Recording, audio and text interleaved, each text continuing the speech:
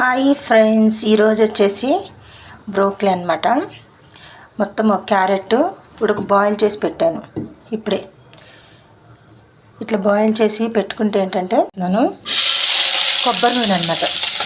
ఇదండి, ఇది నువ్వుల నూనె, ఇది కొబ్బరి నూనె. కొబ్బరి నూనె ఎందుకు యూజ్ చేస్తున్నా అంటారా, కొంచెం డైటింగ్ చేద్దామని.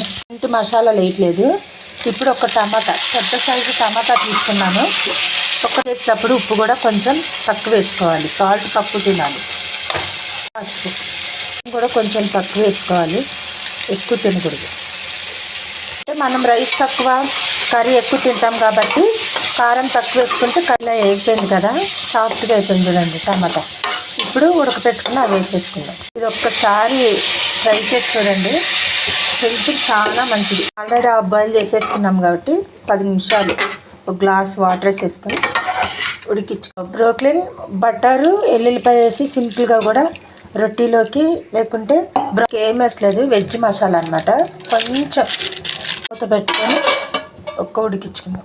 చూడండి కర్రీ అయితే అయిపోయింది. ఇట్లా కొంచెం వాటర్ అంటే కొంచెం సూప్ లాగా ఉంచుకుంటే, ఫ్రైలాగా కాకోకుండా సూప్ లాగా తింటే ఎప్పుడైనా గ్రేవీగా మంచిగా అనమాట. ఒంటికి కూడా అయిపోయింది, ఉడికిపోయింది అనమాట. నచ్చితే లైక్ చేయండి ఫ్రెండ్స్. చూసారా కర్రీ ఎంత వేసుకున్నాను.